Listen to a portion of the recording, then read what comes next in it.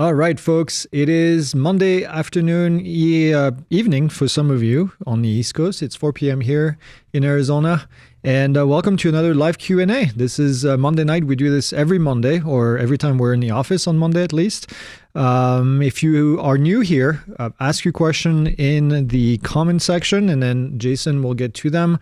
He's in the back room right now in the office and filtering through everything.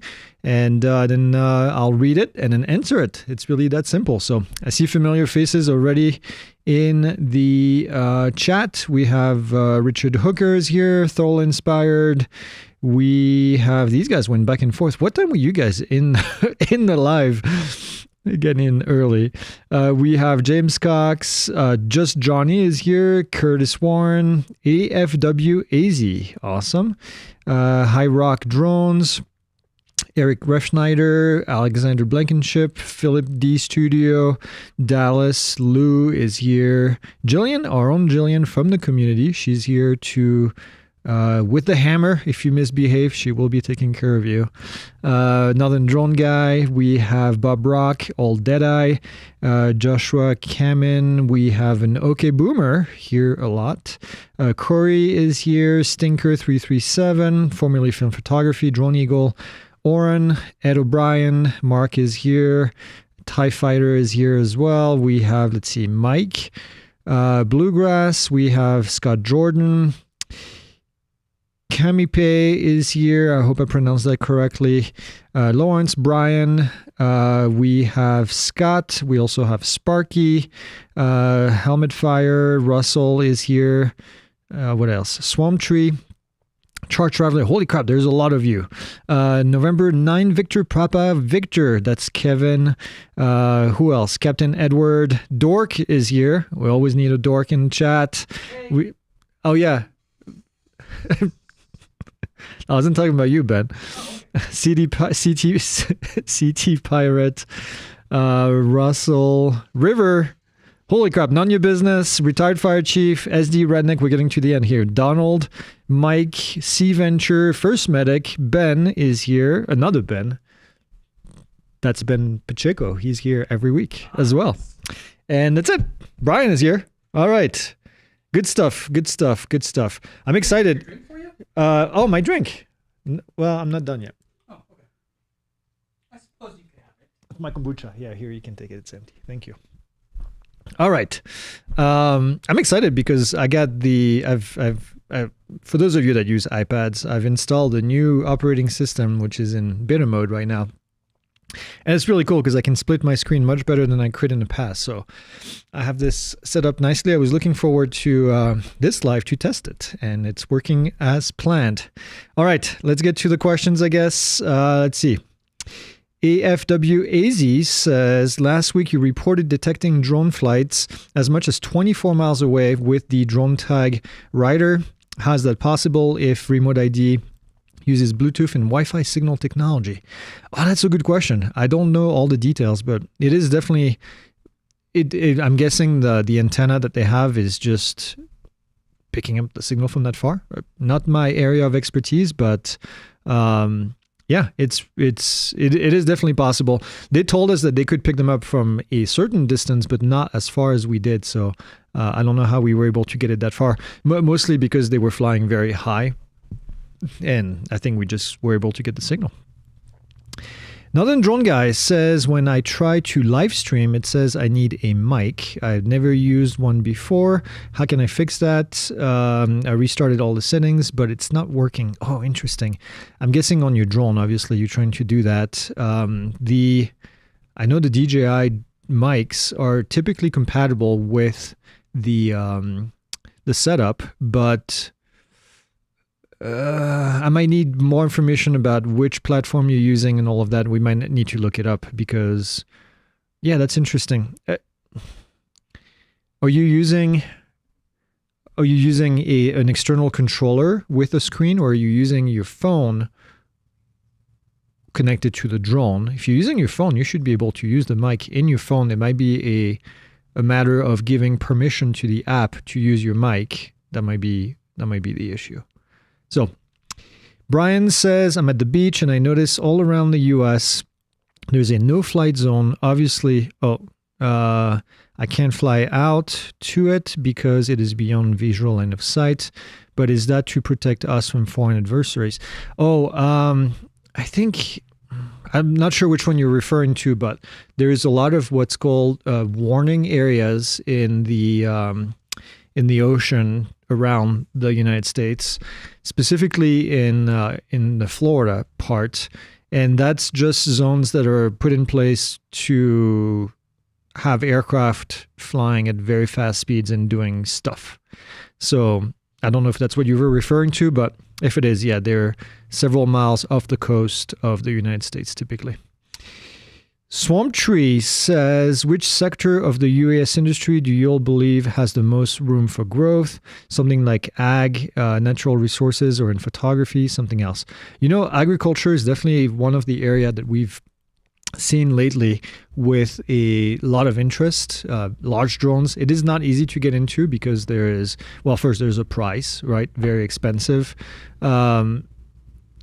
And also a lot of paperwork that needs to be done. Part 137, and then you need to have an exemption if you fly a drone over 55 pounds. So it's a bit of a pain, which is also why I think there is a way to be competitive in that, because there is not a ton of people that are going to be able to just go and do it, if that makes sense, because of the amount of stuff it requires. Same for, LiDAR and mapping, but you do need to have a background in all these things. You can't just go and say, I'm going to be going into agriculture if you don't have a background in doing that in the first place. You need some knowledge before you can do that. Dork says, are you okay? This is just a fun question. Have you ever named your drone? Mine is Mr. Gimbal. I do not name my stuff. I don't name my cars. I'm not a namer. So no, I have not. I have a waiver coming up to expire in December. What would I do to renew? You can go on the FAA website, on the FAA Drone Zone, and then you can submit paperwork. It's going to ask you if you already have a waiver. You can attach it to that, and then you can basically attach the waiver reference number on it, and then be able to renew it that way. Redneck says, I guess it's South Carolina, Redneck RC. I have a non-monetized YouTube channel. Can I post my videos of learning to fly? Yep, absolutely. That is not a problem. Philip D Studio says, just an FYI for Greg and team, there is a question about whether it's safe to fly in KP3. Oh, KP over 3. Okay, I see what you're saying. The KP index in the Q&A. Okay, well, I'll go take a look. The KP is interesting. I don't remember the scale of the KP, so I would have to go back and look. But there are definitely issues. So if you're not, for those of you that are not familiar, there's this thing called a KP index, which is related to solar flares, and it can mess up with your GPS signal. So if the KP index is pretty high, it's not recommended that you fly, because you could lose that GPS signal and lose the connection with the drone. So which iOS version? I have to restrict my own upgrade to clear for 4 flight versions. I don't know what this is referring to. I see what you're saying. I was talking about my iPad earlier. This is iOS 26, which is the one that just was announced. But if you have a developer account, which we do, you can install the apps early. But with that being said, I don't recommend it on an iPad that you use to fly or do something very serious with, because there are still bugs. Yesterday, for example, my iPad froze. I had to restart it completely. All I was doing was watching Formula 1, so it wasn't that big of a deal, but it's just something to keep in mind. So I would say don't do it unless I have a different iPad that I use for flying. That iPad, I do what you do, which is I wait for ForeFlight to tell me that version is okay with their software before I upgrade. So, yeah. But yeah, this new one, OS, Mac OS, or all the operating system are now named the same, which is what Apple just released, which is which is everything is named 26, which is really nice. And as a result, you can just know that you're on 26, and I think next year they're going to call it 27 and then 28. Why not 25? Because we're in 2025, is because I think that one is going to be mostly used in 2026, but we'll see. But yeah, I updated my watch, my Vision Pro, my laptop, my iPad, and my phone. So all of them are operating on the same system. It's really nice. There's a lot of really cool things. On the iPad, the ability to kind of move the windows around and overlap the windows makes it look like a lot more like the regular operating system on macOS, which is really cool. Okay. What else? Somebody said lost sound. I don't know if it's on their side or our side. We'll find out in a second.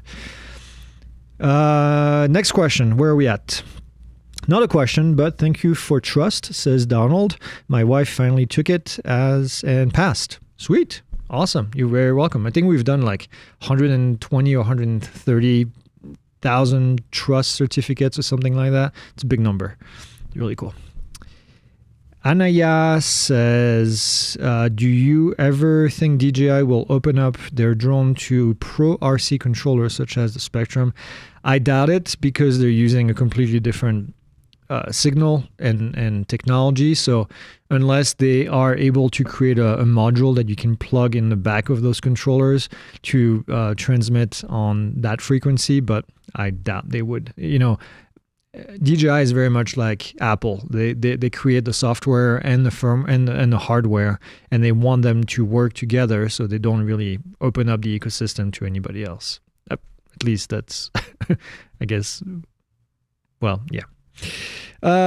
Next. All right. Here's a question from the community. The UAV forecast app lists satellite lock and KP among other data, while the other source of KP data can be changed to give slightly different results. The app states that KP above 3 means that there are geomagnetic storms that might interfere with satellite connectivity. My question is, or not, a KP above 3 means don't fly. Yeah, so I would take that with a grain of salt. The KP, Jason just told me the KP ranges from 0 to 9. This is a tough one. And if you think about also the satellite connection, you know, what does it mean? It means you might lose your satellite stabilization if you know what I mean, where the GPS would just hover in place. So you just have to be aware of that. I know also that these KP ranges, I don't know how they're calculated. I don't know if they're probably not done in device. They're probably something that is reported, and I don't know how accurate it is either. So yeah, it's a tough one. It's a tough one. Which drones, one thing that you can do, let's put it this way. I want to give kind of an answer to this. Think about it this way. If there is these geomagnetic storms that affect GPS, right? When you turn on your drone, you know typically how long it takes about to get a signal before you can go fly, right? You get that satellite signal in the drone. So see how long it takes. If you know that there's a high KP going on, and see how long it takes to receive that signal. And then if it's about normal, if you still have, 20 some satellites, then it's probably okay to go fly. So, yeah. Which drone do you recommend to get for work trying to get into the flying field? Into the flying field. I don't know what the flying field is. John, maybe tell me more about what you want to do, because it really depends on, there's so many different models that do different things. Let me know a little bit more. Terry says, what's the best way for a recreational pilot to deal with a Karen threatening to call the police? Have them call the police. Seriously. Like, have them call, and then as long as you're flying legally, and just have a direct discussion with the police officer, and typically you'll be just fine. James says, related to the KP index question, if you are flying with RTK, would the loss of GPS be as big an issue?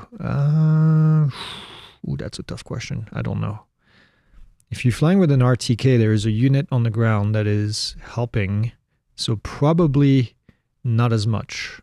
But I would have to check. I would have to check with Jared on that one. Not my area of expertise, and I don't want to say something wrong. Jacob says, how difficult is it to get a zero grid waiver, and when does the FAA grant one? Or, whoops, hold on, what's going on here? And how close to an airport is the zero grid? Well, there's different levels of zero grid, okay?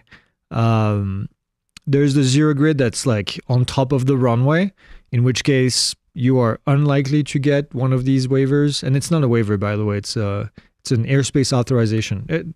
The distinction is very important, actually. If you're flying outside of the airport property, and depending on how busy the airport is, you might get, an airspace authorization to fly in zero grid. It also depends on where you are in relationship to the approach path of the runway. I've flown in zero grid many, many times here in Prescott because we have a zero grid area that is around the airport that has a lot of hills around it. So when I submit my request, I typically, first off, I mention that I understand the traffic pattern, I understand all these things, that I'm going to be flying no higher than the tallest peak in the area, which gives me typically 100 to 150 feet from where I usually take off. So I tell them that, I'm going to stay below the tallest peak because there's no aircraft that's going to be flying below the tallest peak because I know the area. So it's up to you to convince the FAA. I'm going to say this again if you haven't heard me say this, but convincing the FAA is kind of like convincing your parents to get the keys to go drive the car when you're 16, right? You got to make a case for yourself saying that you're going to do it safely. Well, it's kind of the same idea right here. Okay, Boomer says, having an RTK base station linked to an RTK equipment drone, do you use a meter to check for EMI? If so, what parameter values will jeopardize the base station accuracy? I do not know the answer to that. That's a question for Jared, but I don't see him in the chat. So above my area of expertise, unfortunately. I just joined the community. Where do you guys put post-flight? I'm struggling to find it. Post-flight is in the premium community. So we have a separate section of the community that is premium, so you have to enroll in that, and there's a cost. We do a yearly fee. It's $149, I think, at the moment for the whole year. So it's pretty. It might actually be less than that. It's really affordable. You do get access to a ton of additional content on learning how to build your business, your drone business. We have coaching calls. We just had one actually last week.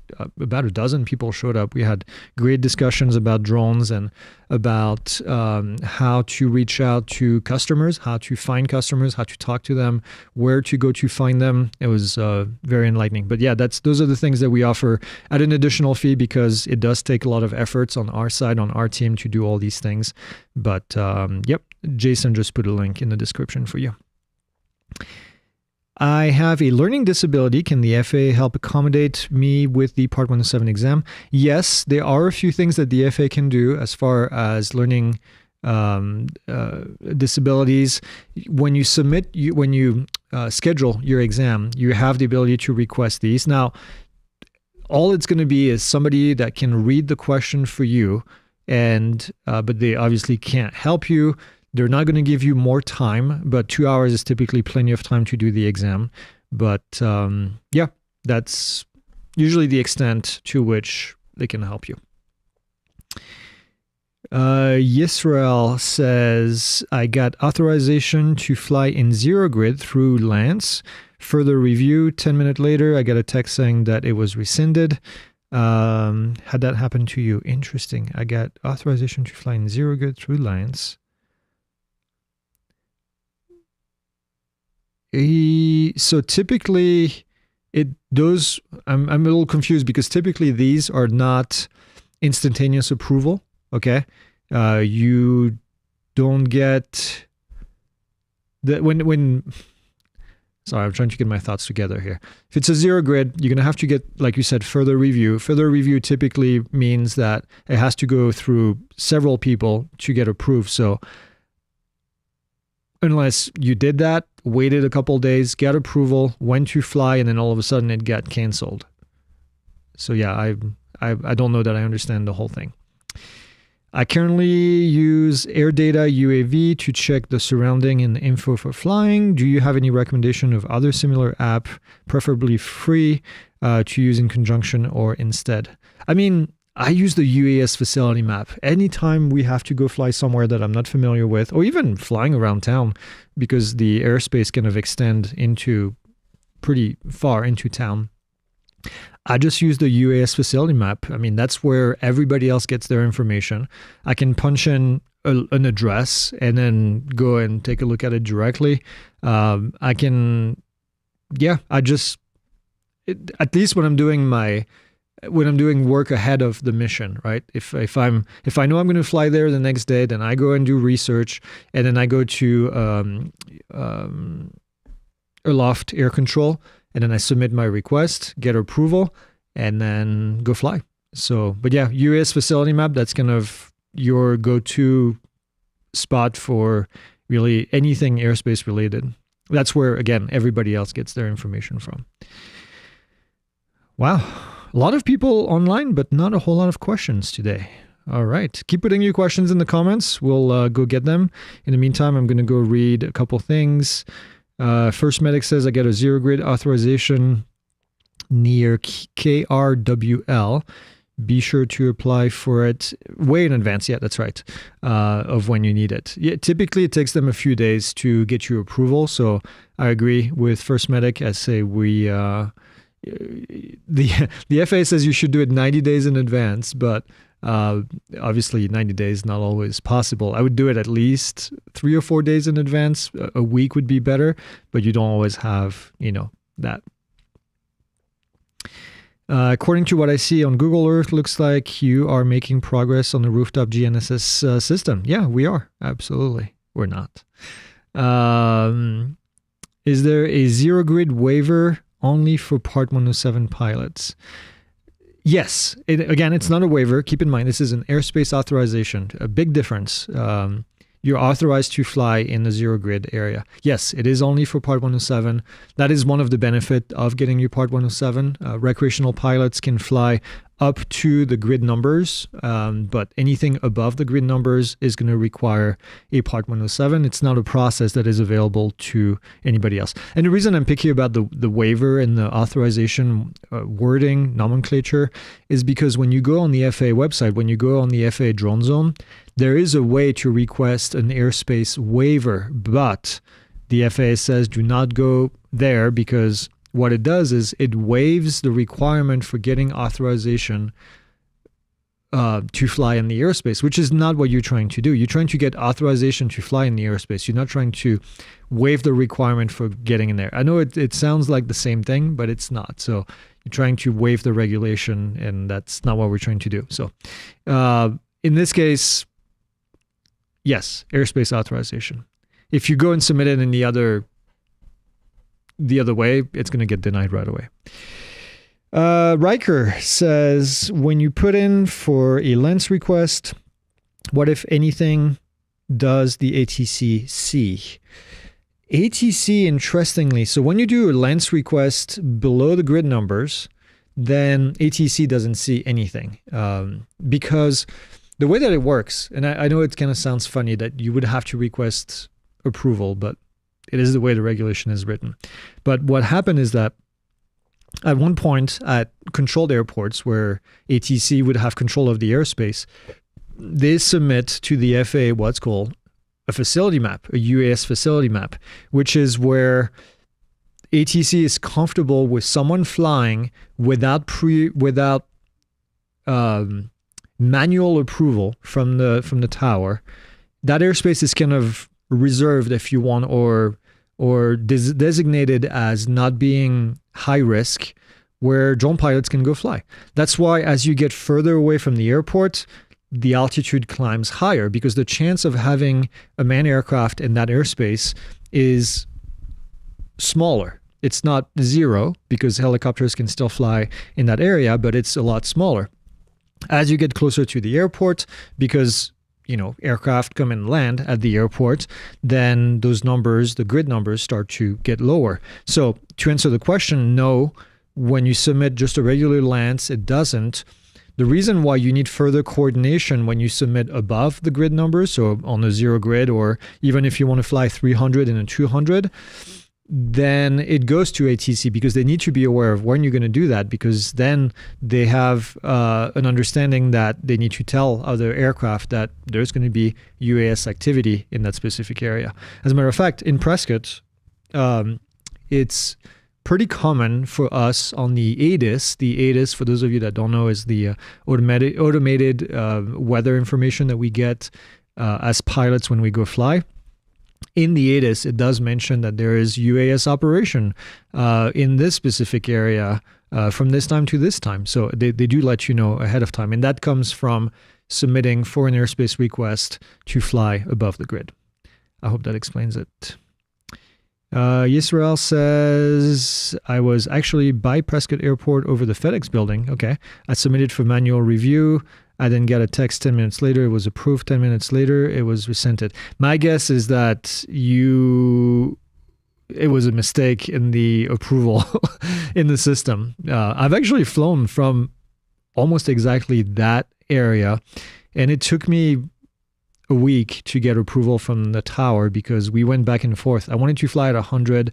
They would only let me fly at 50, and that's what I ended up doing. So Swamp Tree says, what is the process for getting certified for overweight ag natural resources application?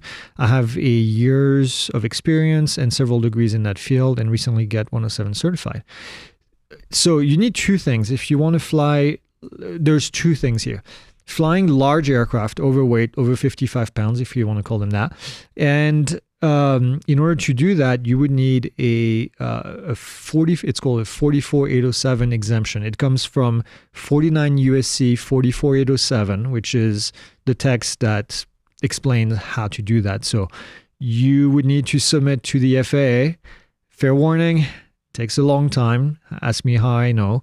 And you would need to have a lot of different paperwork in order to do that. Okay. In addition to that, if you want to spray pesticides with the drone, assuming that that's why you want to do it with, agriculture, then you would need to have Part 107 authorization. And Part 137 authorization. And so Part 137 is different than Part 107. Part 137 is just an approval from the FAA. This is 14 CFR Part 137. And there's a bunch of paperwork that you need to fill out, and then they'll give you the permission to spray pesticides from an aircraft. That process, Part 137, is not just for drones. It's also for any aircraft that wants to spray and carry pesticides. So there's that. But yeah, those are the two main things that you would need to do. It's going to take months to get just the 44809, for example. So I would just get ready for that. Any news on when the Mavic 4 Pro will be available in the US? Nope. Unfortunately, no updates on that. Drozen FPV says, let's see, I seen a FAA marked vehicle about to block what? Let's see, hold on, this stuff is moving here. About a block down. My curiosity is driving me crazy. What does the FAA normally mark their vehicle with big letters on the side and have long antennas on them? Is it fake? Hard to tell. No, they do have the logo typically on the car, and it's typically pretty subtle.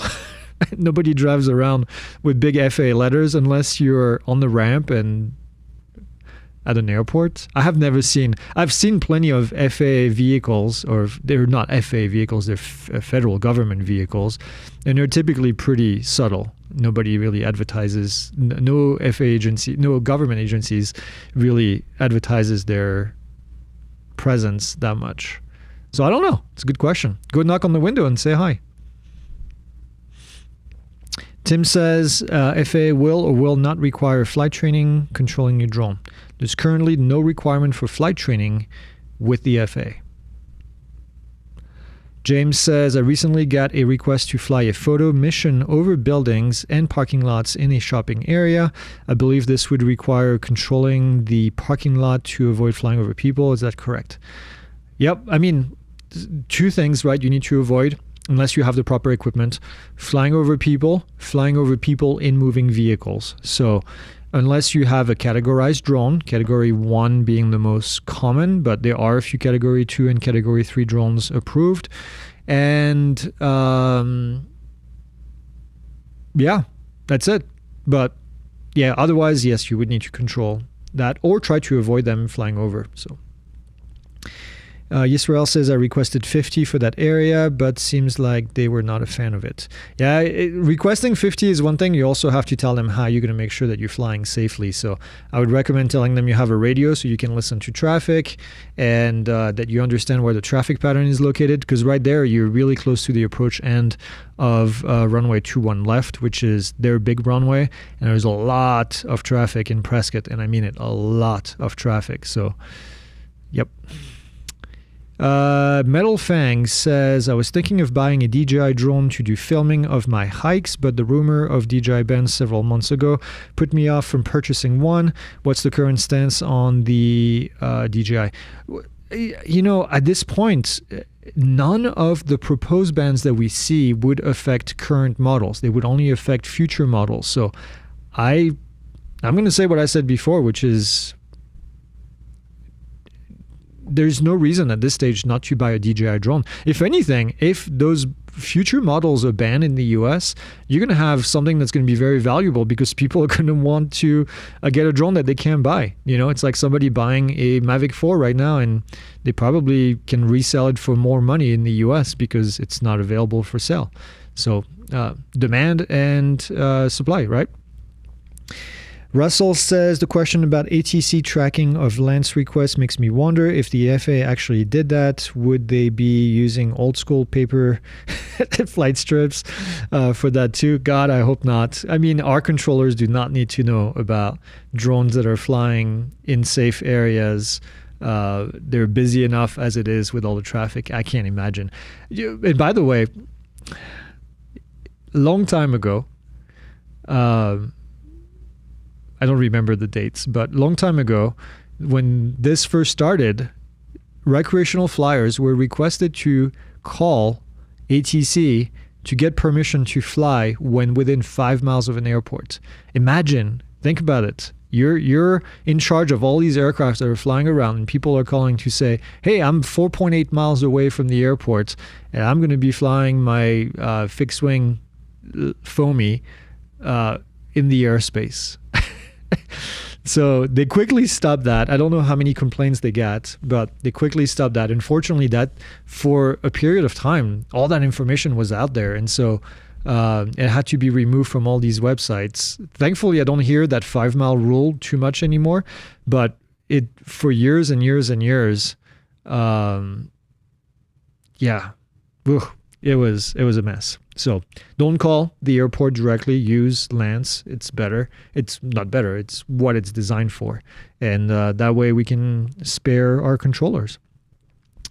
How does FPV flying accounted for in BVLOS rules? Okay, so there's no BVLOS rules. Okay, let's clear that up. There is visual line of sight rules, which means that the pilot and the visual observer, that is required if you do FPV flying. The FAA requires a visual observer. And the rules said that you, the pilot, and the visual observer must be able to see the drone at all times, and that either you or the visual observer must look at the drone at all times. That's as simple as I can make it, right? At all times, if you take the goggles off, you need to be able to see where the drone is at. And then at all times, your visual observer needs to be looking at the drone and have it within line of sight. Okay, there's always has to be one person that has visual line of sight on the aircraft at the very least, but you need at all time, if you remove the goggles, to be able to see it.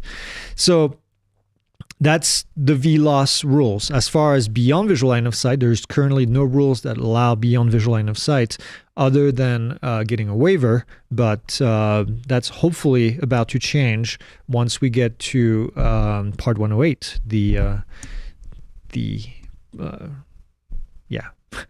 holy grail of BVLOS. Next, Corey says, well, it keeps moving. Let me see. Have you heard anything about the DJI lawsuit? Which one? I know DJI had a lawsuit against the DOD, Department of Defense, I think, a while back because of being put on a list. I don't know where that's at, but that's the only one I'm aware of as far as lawsuit, unless somebody sued DJI, but I haven't heard that. How do you know what category does your drone fall under? Okay, so in order to qualify for a drone to be categorized, it needs to have quite a few things, but there's 4 different categories, 1, 2, 3, and 4. I'm going to try to make it as simple as I can. Category 1 is the only one that is that you self-declare, as long as the drone has prop guards or things that prevent lacerations from the propellers. And as long as it is under 250 grams, then it qualifies as a Category 1 drone. With that said, they're pretty rare because the mini series, which you might think would qualify from DJI or from any other mini type drone, don't qualify because they typically don't have prop guards. And so as soon as you add the prop guards, then it goes over 250 grams, then it no longer can be a Category 1. Category 2 and 3 require additional equipment and certification by the FAA. That's the easiest way I can put it. There's a website where you can go and check for Category 2 and Category 3. Jason just put it in the chat. It's called a DOC, Declaration of Compliance website. And then you would have to see your model specifically if it falls under there. I can tell you at the moment, except for there's like a handful of drones that are approved under Cat 2 and Cat 3. All of them but one are approved with an approved parachute on top of it. So unless you have that parachute, you're not flying over people. Unless you have a Cat 1 drone that is Cat 1 by default, which again, there's very few of them. There's no Cat 1 on the website because it's a self-declared categorization. The only one that I know out of the box that can do it, that's commercialized if you want, is the DJI Neo, but that's it because it is sub 250 and it has prop guards. But yeah, that's that. I do want to say something else because it always comes up as an area of confusion. You cannot fly over people and or people in moving vehicles unless you have a categorized drone or a waiver, period. Okay?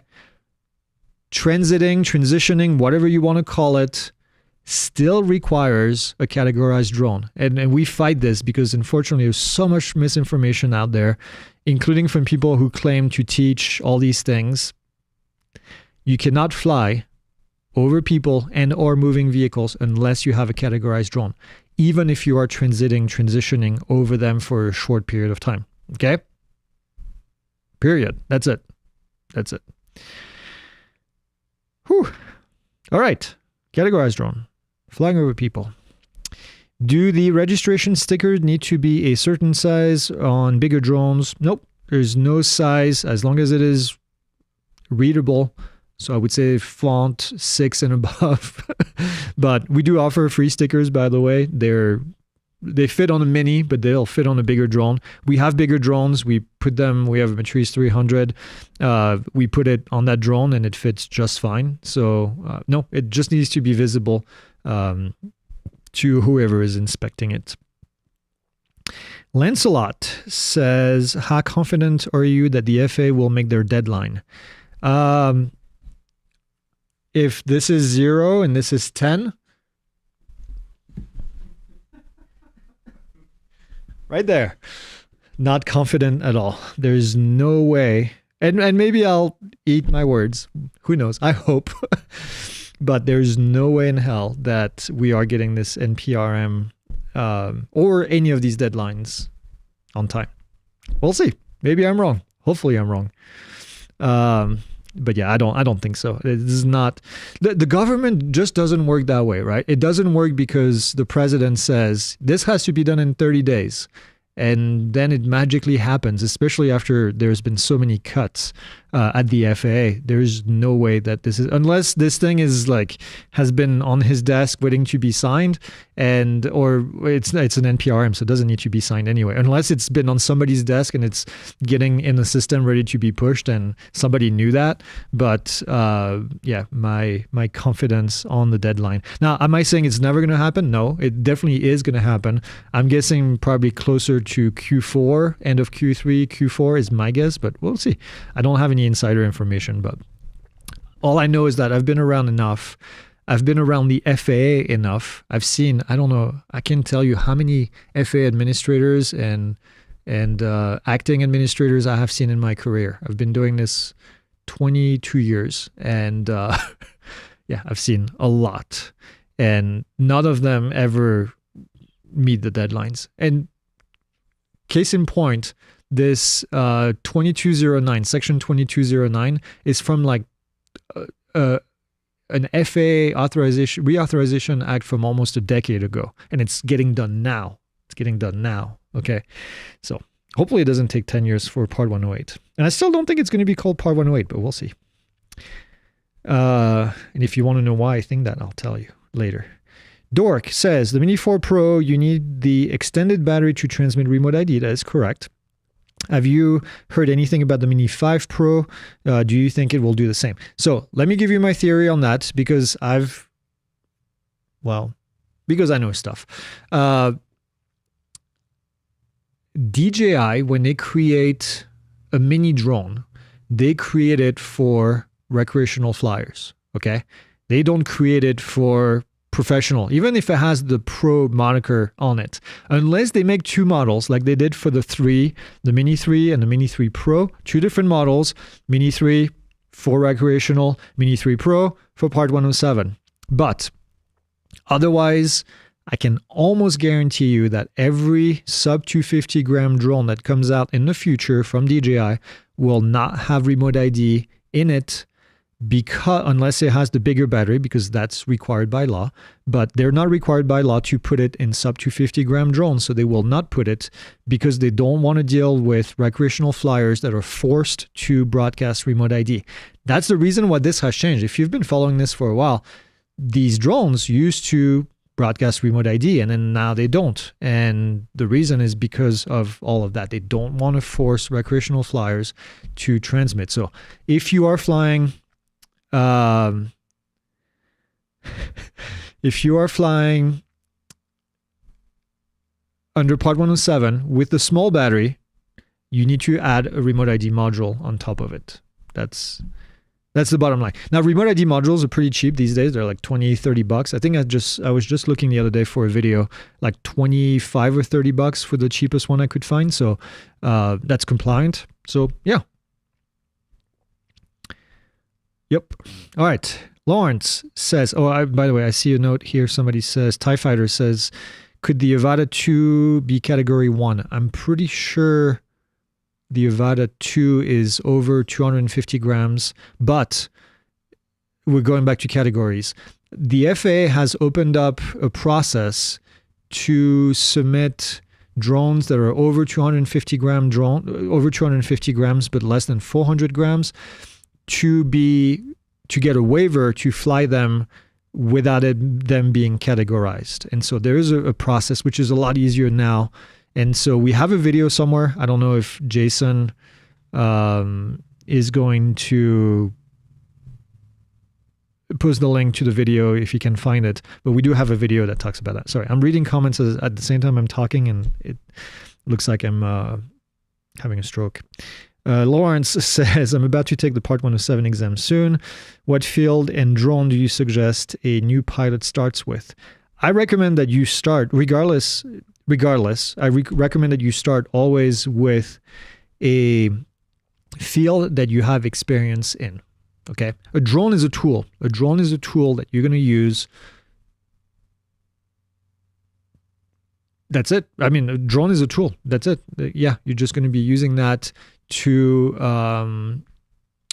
capture data. That's really what it's about. So the data that you're going to capture from that, you need to have some familiarity with it in order to make a business out of it, if that makes sense. Okay. Yeah, Glenn says, I know stuff and I've seen things, man. That's what I do. I drink and I know things. All right. Josh says, it's possible to get a waiver for a large geographical area to do scenic photos for high altitude. I live in rural county, Pennsylvania. High altitude depends on what you mean by that. There are ways to fly over 400 feet, but you're going to need to have some sort of way to let the FAA know how you're going to scan for manned aircraft, right? Because the higher you go, as soon as you hit over 400 feet, the chance of encounter with a manned aircraft increases in theory. And so you have to be able to prove to the FAA that you can do this safely. Large area means more than likely beyond visual line of sight. Beyond visual line of sight at high altitude, I can tell you, more than likely not happening unless you have detect and avoid technology on board the aircraft. We just went through this with the FAA. Actually, we were on the phone call with the FAA about that specifically. And unless you have, and we were talking about public safety agencies, but even worse with, well, not worse, same with civilian. If you want to fly beyond visual line of sight, you're going to need to have detect and avoid of some sorts. So, okay. What else? Ralph says, wouldn't it be cheaper in the long run to just buy the bigger battery and make it RID compliant? Yeah, I mean, absolutely. Especially if you're flying under Part 107, yeah, I would just buy the bigger battery.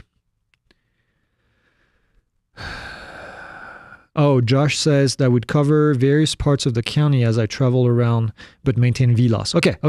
So in this case, I guess my question would be, okay, two things.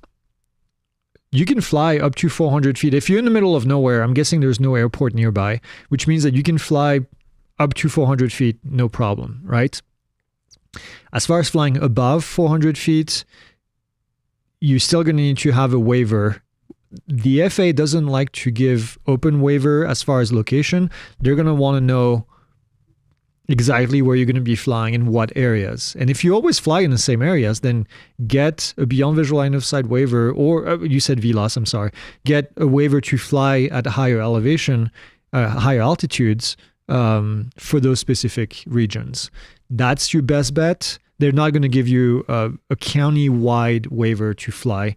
Ask me how I know, because we've tried and just won't do it. You need to be specific with the area. So if you operate a DJI Neo on point of interest without the remote controller, just independent, and then operate a different drone, is that still considered to be manipulating two drones? Yes. Because there's got to be somebody in charge of that first drone. So if nobody's in charge of that first drone, then it's in violation because there's no PIC. So pilot in command, there's got to be a pilot in command. So you cannot operate two drones. Now you could take off, give the controls to somebody else who's 107 certified, and then go and manipulate another drone. That's fine, but you cannot do what you just said. Yep.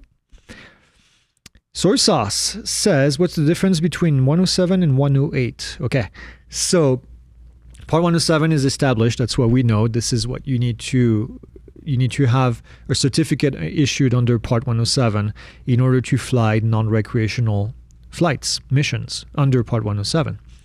Part 108 is the rumored regulation that is supposed to come out soon, within 20 days now, at least the NPRM, the Notice of Proposed Rulemaking, and that would allow for beyond visual line of sight operation. So think about Part 107, visual line of sight operation, Part 108, beyond visual line of sight operation. So we'll see. It's not, nobody has information. Anybody who claims that they have information, it's pure speculation because the FAA hasn't released anything. And the reason I think it might not be called Part 108 is because the FAA typically uses odd number regulation. Part 91, Part 61, 141, 121, 135, 137, 107. I can go on and on and on. There's only one that I know that is even. It's Part 48, which is registration. So it is possible, but it's rare. So it might be Part 109. That would be awesome if they call it Part 109 when everybody's been calling it 108. I would laugh. Okay. What else? 4:50, 10 minutes. You have 10 minutes to write your questions. It is not a hoax, soy sauce. It is absolutely something that is predicted to come out. We just don't know when and under what format it's going to look like. 400-foot AGL. If the land has hills, the ceiling is 400 foot above the current location of the drone. Correct. Of the drone. You can fly 400 feet above the ground. So whatever is underneath you, you can be 400 feet on top of that, unless it's a man-made school. You're right, there are some 142 flight schools as well, very small number. So it is possible, but the vast majority is even odd numbers. The other day you mentioned that you might offer consult on waivers. Yes, we do. What would be the process for having you look at a waiver and advice? Send us an email. You can send it to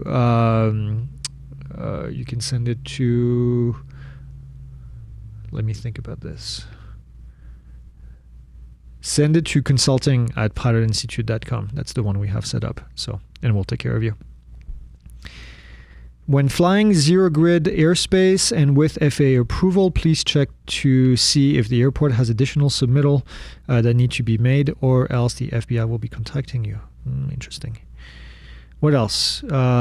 Josh, no, I just said that. Retired fire chief, will there be another test for Part 108? Everybody's guess. I don't know. My guess is yes, there will be another test. But again, that's just my guess. Because as I said, nobody knows the details. So find a cell phone tower if you're Part 107. Yeah, I mean, the cell phone tower will allow you to fly above the cell phone tower within 400 feet. So it doesn't give you much. But yeah. Okay. What else do we have? A lot of folks online. Ask your question and you shall receive. What else is going on that's exciting? There's not a whole lot that's exciting right now. It's hot. It's hot, and spend all my days looking at scripts.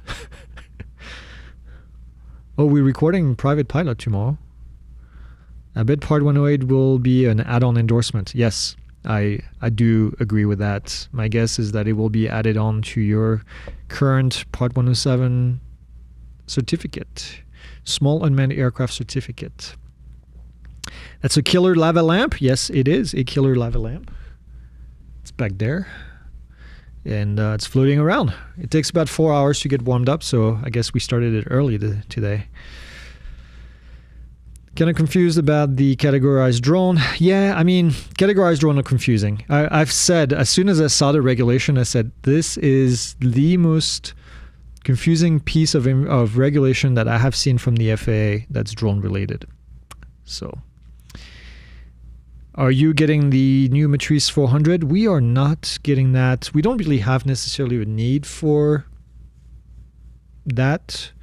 We do have the 300, so I don't really see a need to upgrade right now for the 400. I sure would like to see it just to test it and fly it, but let's see.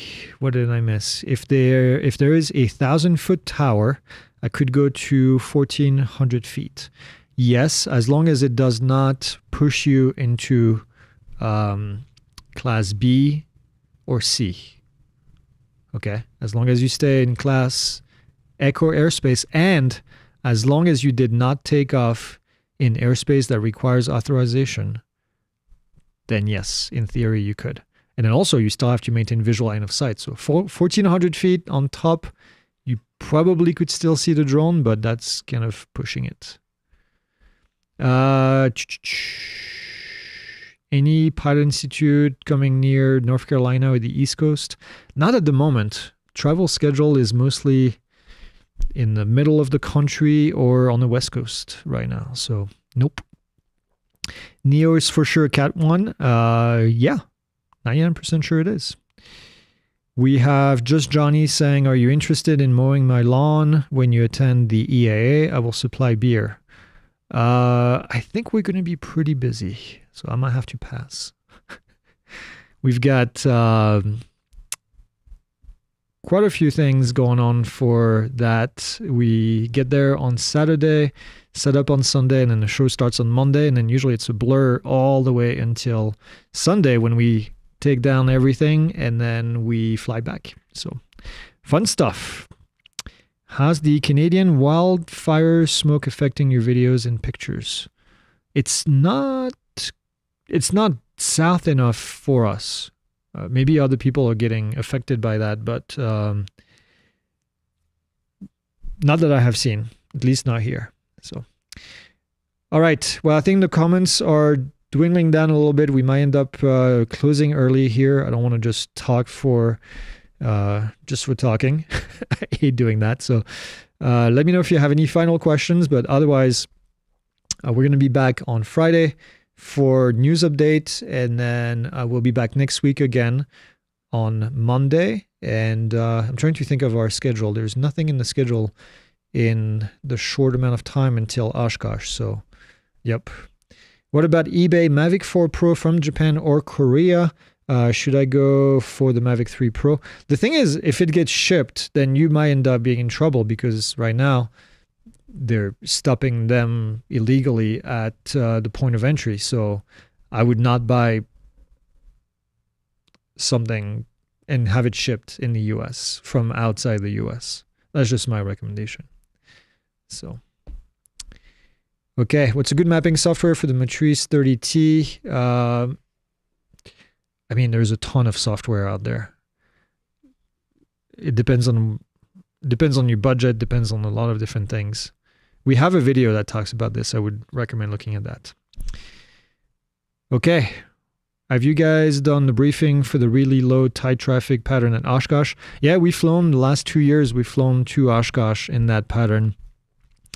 It's definitely stressful. Tom and I, we flew the last 2 years. We're not flying this year, but we flew the last 2 years. Last year was definitely even more of an experience because the people in front of us slowed down to a crawl and dropped altitude, and they were underneath us. It was just a big fat mess because they didn't know what they were doing. And then because of that, the controller ended up kind of missing us. So in their call, because they were worried about the other people, so we ended up doing a maneuver, still landing safely, but it was definitely very stressful. But yeah, it's quite the experience. And the first year, last year we went later. No, we went earlier, so there was not as much traffic. But the first year, 2 years ago, was in the heat of things when it was just so busy. Hundreds of aircraft lined up one behind the other. And all you do is you just stare at the aircraft in front of you and you wait for your name to be called and then follow the instructions. But great experience, ton of fun. We'll do it again in the future, just not this year. And yeah, kind of crazy. All right. Well, we are getting to the end here. I will see you guys next week, and then make sure you check in on Friday for news update. And then fly safe. Don't be that guy. I don't want to talk about you on Friday news update. And then we'll see you next time.